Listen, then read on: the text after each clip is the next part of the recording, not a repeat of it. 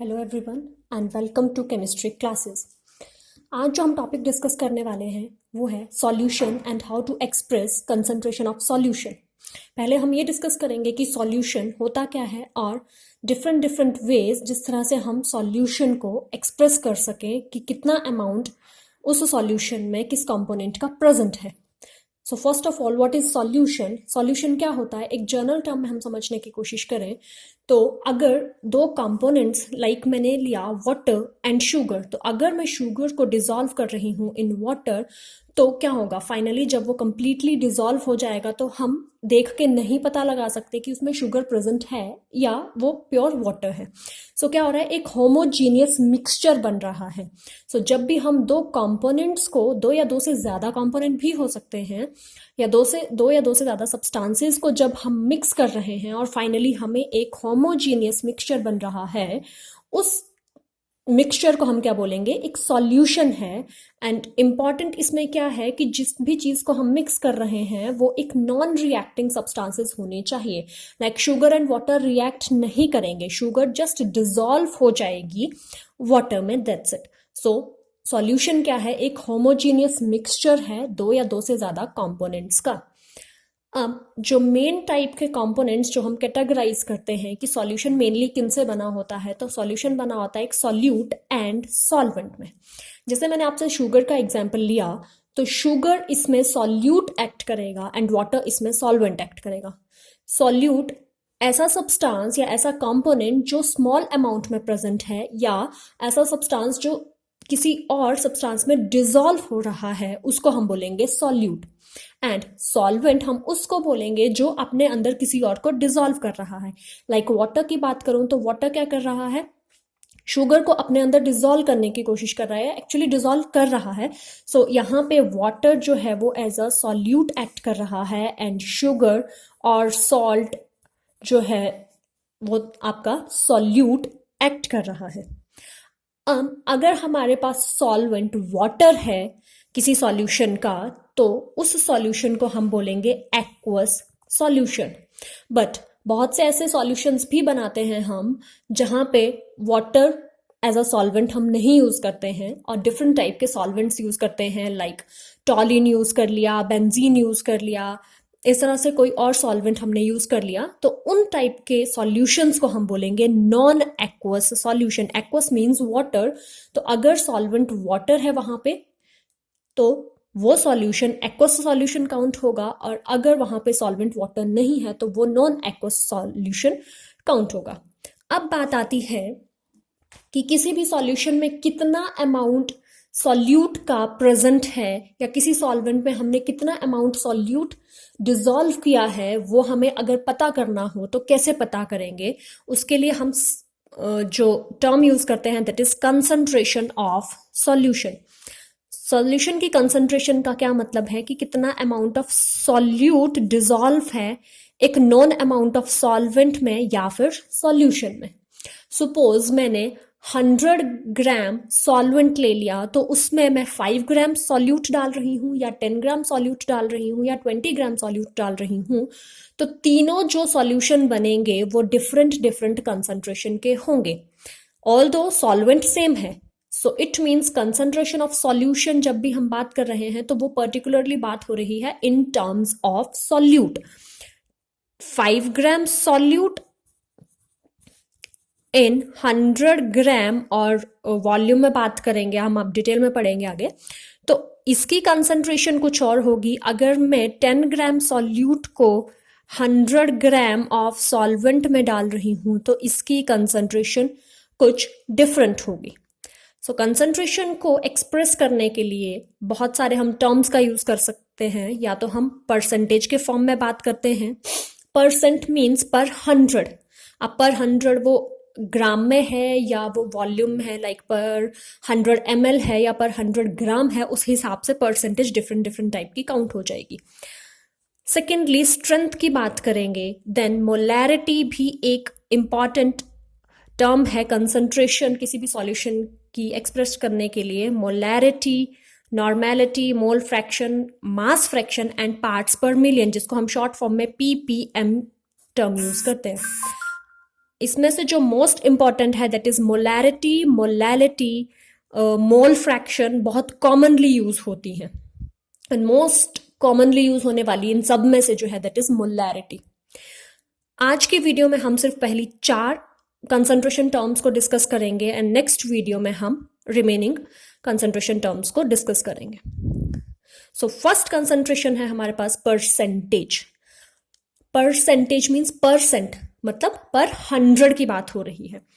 अब percentage by mass, percentage by volume या mass by volume percentage, ये 3 तरीके हैं हमें किसी भी सॉल्यूशन की कंसंट्रेशन को एक्सप्रेस करने के इन terms of percentage. Now first that is mass percentage या परसेंटेज बाय मास का क्या मतलब है कि कितना मास सॉल्यूट का इन ग्राम्स, यूनिट क्या हमने लिए ग्राम्स में, कितना मास सॉल्यूट का हमने डिसॉल्व किया है इन 100 gram of solution. This is the important term, solution not solvent. इसका मतलब अगर मैं कुछ x ग्राम सॉल्यूट का डिसॉल्व कर रही हूं तो वो टोटल जो सॉल्यूशन बनेगा मेरा वो बनना चाहिए 100 ग्राम। जैसे आपसे बात की हो that is 10% solution of sodium carbonate by mass। By mass का मतलब हमने जो सॉल्यूट लिया है उसका मास की फॉर्म में लिया है, नॉट वॉल्यूम। तो 10% सॉल्यूशन मतलब इसमें 10 gram of sodium carbonate that is solute present है इन 100 gram of solution. This is mass percentage. जैसे आप नॉर्मली अपने मार्क्स की परसेंटेज निकालते हो, वो क्या होती है, marks upon obtained upon total marks into 100। Similarly mass percentage क्या होगी, mass of solute upon total mass of solution into 100।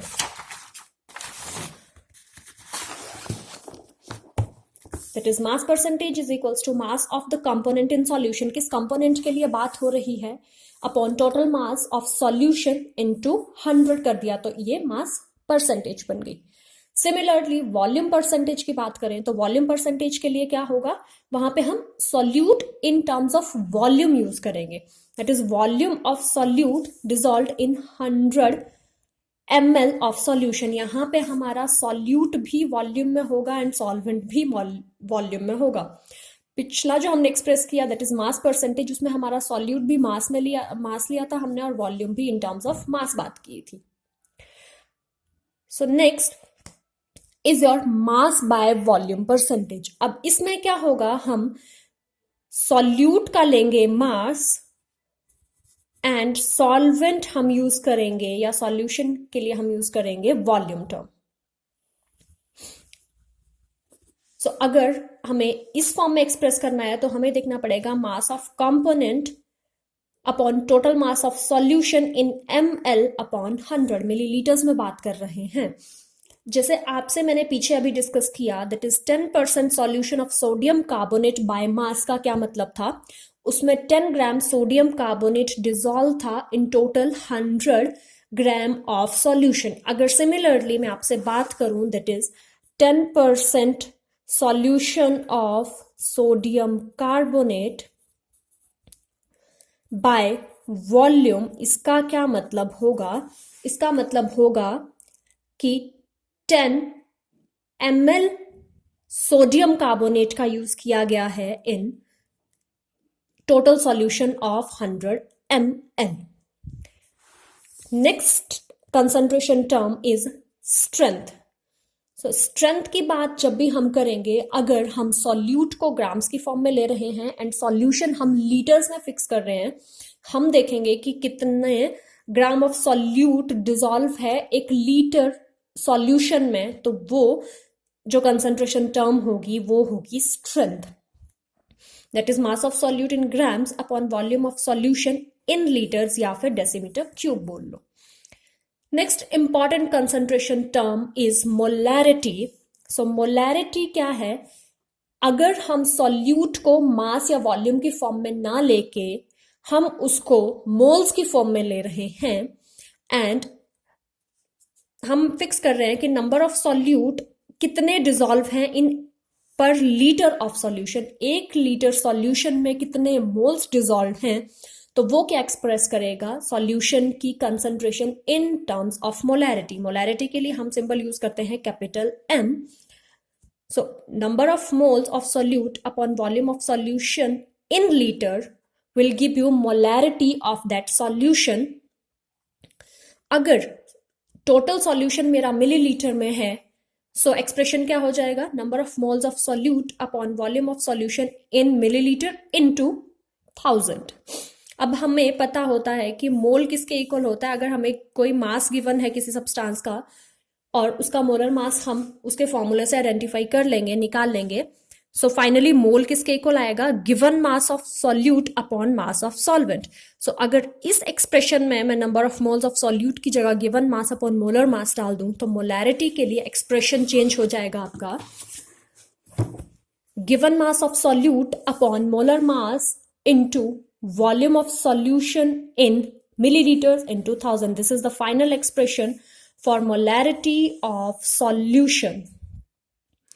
Next concentration term is molality. So molality में हम क्या बात करते हैं, molarity में जब हमने बात की, that is molarity capital M में जब हमने बात की, तो हमने बात की कि कितने मोल्स सॉल्यूट के डिसॉल्व हैं in litre of solution. But जब हम मोलैलिटी की बात करेंगे तब हम सॉल्वेंट के लिए बात करेंगे कि 1 kg सॉल्वेंट में कितने मोल्स ऑफ सॉल्यूट डिसॉल्व हैं।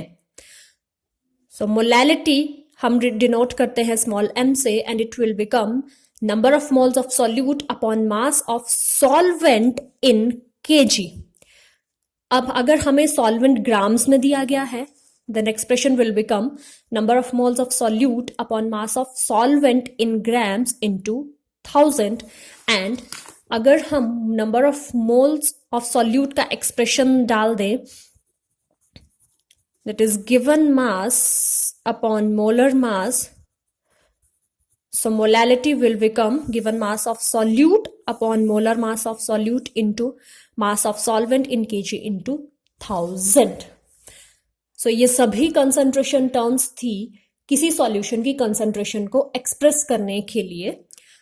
Rest of the concentration terms को नेक्स्ट वीडियो में डिस्कस करेंगे, एंड देन फाइनली हम एक कंबाइंड वीडियो बनाएंगे जिनमें हम हर एक टाइप के कंसंट्रेशन टर्म पर बेस्ड न्यूमेरिकल सॉल्व करेंगे। That's it, thank you.